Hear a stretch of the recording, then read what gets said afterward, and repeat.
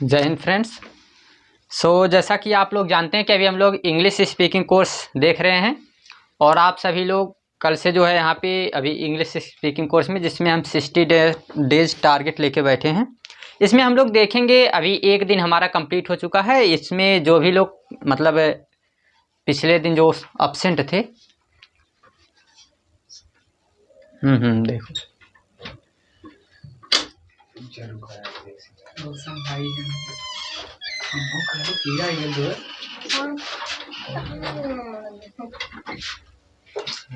सही ठीक। तो हम लोग देखेंगे, इसमें आज डे 2 है और बिल्कुल आराम से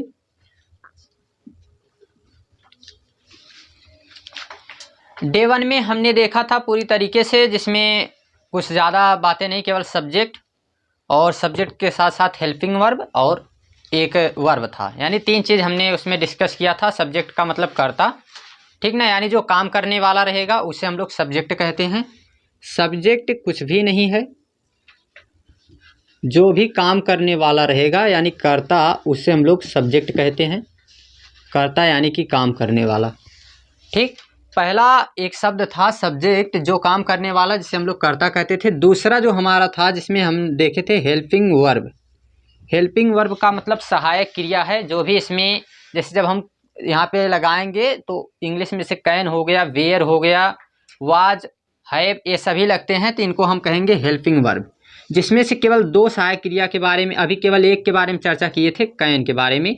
आज हम लोग देखेंगे शुड के बारे में, और शुड के साथ साथ आज हम 2-3 चीज़ें और देखेंगे। जैसे एक रहेगा हमारा अफर्मेटिव सेंटेंस, इसी के साथ हम देखेंगे निगेटिव और इंट्रोगेटिव सेंटेंस, जिसमें हम लोग देखेंगे इसके साथ एक वर्ब भी हम डिस्कस किए थे। और वर्ब में हम देख रहे थे, वर्ब में हमने देखा था जिसका मतलब होता है काम, क्रिया। काम या क्रिया जिसे हम लोग कहते हैं, जिसमें मतलब क्या क्या आ जाएगा, जैसे खाना, पीना, जाना, आना, ये सब जो है इसमें हम लोग वर्ब में देख रहे थे। आज हम लोग जो डिस्कस करने वाले हैं, आज हम लोग देखेंगे बिल्कुल इसे 3 तरीके से। अब हमारा ये सेंटेंस यहाँ से स्टार्ट होता है और एकदम बेसिक से हम लोग देखते हैं, जिसमें हम देखेंगे सबसे पहले अफर्मेटिव।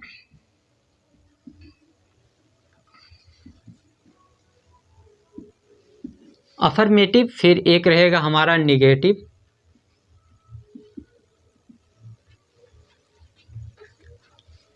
और एक हमारा रहेगा इंट्रोगेटिव।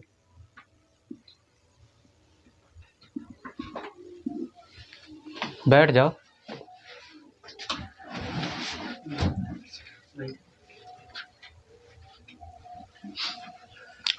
इसमें हम देखेंगे सबसे पहले ये यहाँ पे देखिए कि जितने भी लोग हैं, जैसे जो जानते हैं अभी बिल्कुल बेसिक से, तो उसमें जो जानते हैं वो अपना ध्यान देंगे, एक रिपीट की तरह जो है उसे रिवीजन के तौर पे लेंगे।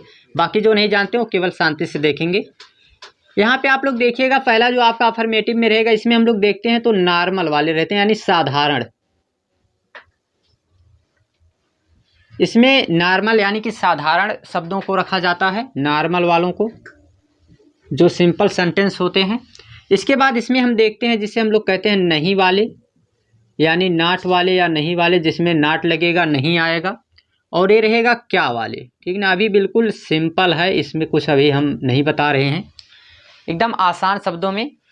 3 तरीके का हम लोगों को पढ़ना है, जिसमें हम पहला देख रहे हैं अफर्मेटिव, साधारण और निगेटिव, और फिर इंट्रोगेटिव। क्या मतलब है इसका? इसका मतलब है, इसमें हम लोग देखने वाले हैं अफर्मेटिव में, जैसे वह, अभी हम सकता, सकती, सकते, ये सब देख रहे हैं, तो इसमें हम लोग देखने वाले हैं कि वह जा सकता है।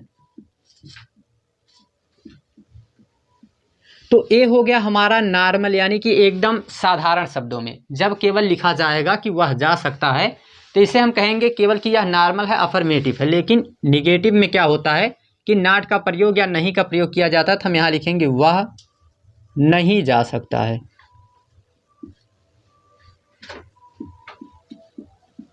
वह नहीं जा सकता है। और इंट्रोगेटिव में हम देखेंगे क्या वह जा सकता है, ये भी बना सकते हैं, और क्या वह नहीं जा सकता है, ये भी बना सकते हैं। यहाँ 3 तरीके का बनेगा। जो इसमें हमारा एकदम सिंपल रहता है, यानी साधारण वाले में यहाँ पे हमने एक नियम देखा था कि सबसे पहले सब्जेक्ट लिखते हैं। रूल में था, रूल में यहाँ पे हमारा सब्जेक्ट के बाद तुरंत हमारा हेल्पिंग वर्ब और हेल्पिंग वर्ब के बाद वर्ब लगाया जाता था, जिसमें आसानी से हम देखेंगे कि यहाँ पे सब्जेक्ट क्या हो जाएगा, ही। सब्जेक्ट क्या होता है और कौन होता है, इसमें कैसे पहचानते हैं। तो जब भी हम लोग यहाँ देखेंगे सब्जेक्ट क्या है, यानी कि जो यहाँ पे करता यानी काम करने वाला है। तो कौन काम कर रहा है यहाँ पे, वह। यानी अगर यहाँ पे कोई नाम रहेगा, ही सी इट आएगा, वह आएगा, तुम आएगा, तो ये सभी क्या हो जाएंगे, इसमें काम करने वाले हैं और इन्हीं को हम नाम देते हैं कर्ता या सब्जेक्ट। यहाँ पे ही लगा देंगे। अब सकता का सबसे पहले लिखा जाएगा, क्योंकि हेल्पिंग वर्ब इस रूल से दूसरे नंबर पे आता है, हेल्पिंग वर्ब यानी सहायक क्रिया। तो यहाँ पे हम इसको लिखेंगे सहायक क्रिया के आधार पे इसका जो है हमें लगाना है। सकता का होता है कैन, कैन माने सकना, तो इसलिए इसका लगा देंगे सकता है, तो इसका हो जाएगा कैन, और जाने का हो जाएगा गो। ऐसा हम लिखते थे एकदम नॉर्मल वाले में, लेकिन जैसे ही नाट आएगा तो तीसरे नंबर पे लगा देते हैं। इसका एक ही रूल होता है, कहीं भी नाट लगेगा तो हमेशा यह नाट थर्ड नंबर पे लगता है, यानी कि तीसरे नंबर पे नाट लगा देंगे। जहाँ भी निगेटिव मिलेगा, जहाँ भी नहीं आएगा बीच में, वह नहीं जा सकता है। तो यहाँ पे हम पहले सब्जेक्ट लिखेंगे ही, इसके बाद तुरंत हम देखेंगे पहले हेल्पिंग वर्ब जो लगता है कैन। अगर कोई भी सेंटेंस में अगर नहीं आता है तो हम उसे तीसरे नंबर पे लिखेंगे। हाँ, हमेशा ही के बाद इसकी सहायक क्रिया यानी हेल्पिंग वर्ब लिखेंगे, और उसके बाद तुरंत हम यहाँ पे कैन के बाद तुरंत यहाँ पे हम लगाएंगे नॉट, क्योंकि तीसरे नंबर पे। तो यहाँ पे हो जाएगा हमारा नॉट, और नॉट के बाद अब हमें लिखना है यहाँ पे जाने का, जिसे हम लोग कहते हैं वर्ब। तो ये हो जाएगा हमारा गो, ही कैन नॉट गो। ठीक। लेकिन अभी जब हम लोग देखेंगे क्या वह जा सकता है, इसमें ये है इंट्रोगेटिव। तो यहाँ पे हम देखेंगे कि सबसे पहले क्या आ गया है, तो इसके लिए क्या नियम होता है, इसका क्या रूल होता है। तो इसका रूल होता है सबसे पहले हेल्पिंग वर्ब लिख देते हैं बस। यहाँ पे पहले सब्जेक्ट लिखते थे, यहाँ पे पहले सब्जेक्ट नहीं लिखेंगे, यहाँ पे पहले हेल्पिंग वर्ब लिख देंगे। ये जो बीच में कैन लगाते हैं इसको पहले लिख देंगे हम। तो यहाँ पे हो जाएगा कैन। इसका इंग्लिश जो है इसकी नहीं लिखना है, क्योंकि ये प्रश्नवाचक चिन्ह जब बीच में आता है तब इसकी इंग्लिश हम लिखते हैं। अगर ये बीच में आएगा कि वह क्यों नहीं जा सकता है, तब जो क्यों है उसकी अंग्रेजी हम आगे लिखेंगे। लेकिन जब यह एकदम सामने आगे आ जाता है तो इसकी इंग्लिश हम नहीं लिखते हैं। तो इसके लिए हम हेल्पिंग वर्ब सहायक क्रिया का प्रयोग करते हैं, सहायक क्रिया आगे आ जाएगी। तो इसके बाद फिर सब्जेक्ट हम लिखेंगे, इसके बाद यहाँ पे सब्जेक्ट हो जाएगा। तो सब्जेक्ट में इसका हो जाएगा ही, और फिर इसके बाद हम देखेंगे तो कैन ही, और केवल जाने का क्या हो जाएगा गो, बस। ठीक। ठीक। आया समझ में? यस। प्रिंस? ठीक। तो ये है इसमें का तीनों नियम। अभी इसको लिखना नहीं है इस तरीके से, अभी एक तरीके से इसको एक जगह प्रॉपर लिख देंगे। उसके बाद अब देखिए इसमें इसी तरीके के अभी आपके सामने कुछ एग्जाम्पल देते हैं, और थोड़ा सा बड़ा बना के। जैसे एक है एग्जाम्पल में सचिन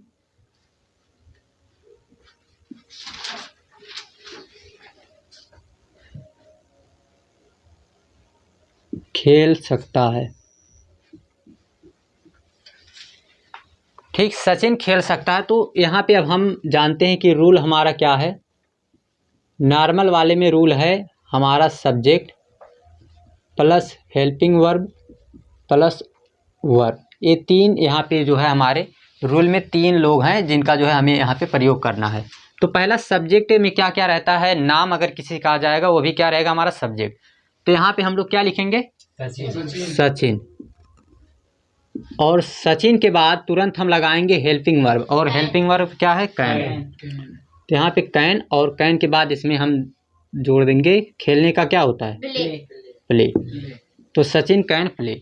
यहाँ पे अब इसी का हम लोग तीन तीन बनाएंगे। पहला तो ये नॉर्मल वाला है, अफर्मेटिव है। दूसरा निगेटिव भी, यानी कि जिसमें नहीं वाला आएगा, साथ में बनाते चलेंगे। हिंदी एक ही लिखेंगे, लेकिन इसकी जो इंग्लिश है वो तीन तीन बनाएंगे। तो यहाँ पे हम देखेंगे अब सचिन। हाँ बताओ इसका।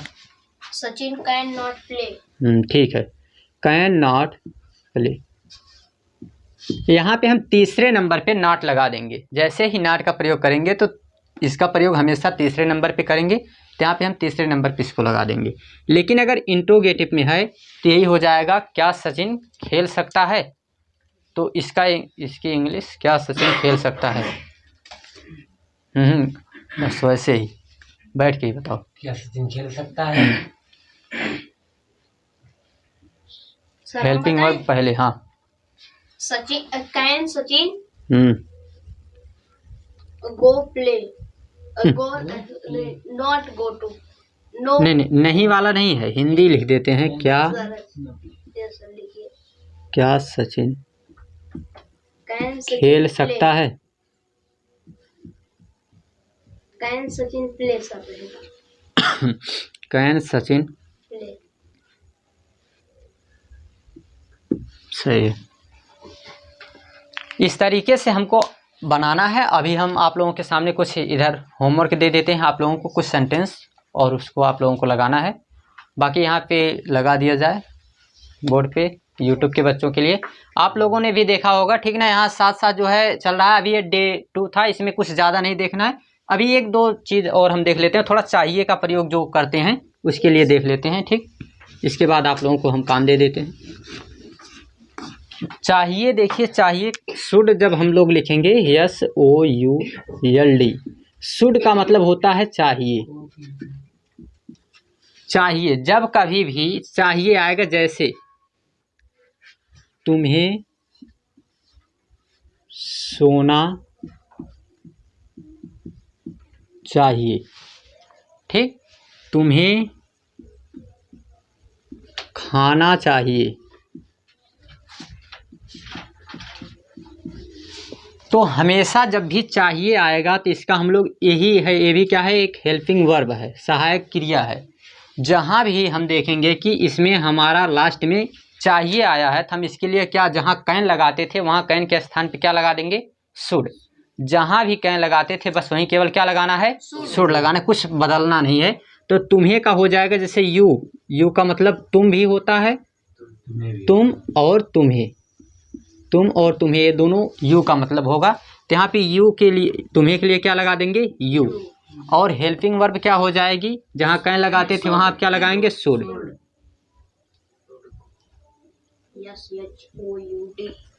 शुड। और इसके बाद खाने का क्या हो जाएगा, ईट, बस, ठीक। इसी तरीके से केवल वहाँ पे जहाँ हम लोग कैन लगाते थे वहीं अब शुड लगाएंगे। जहाँ चाहिए रहेगा वहाँ, और जहाँ सकता रहेगा वहाँ पे क्या लगाएंगे, कैन लगाएंगे, ठीक। कोई दिक्कत नहीं है इसमें, नहीं। ठीक। आप लोगों को हम दे देते हैं कुछ काम घर के लिए, होमवर्क, और इसके बाद हम लोग देखते हैं दूसरा सब्जेक्ट।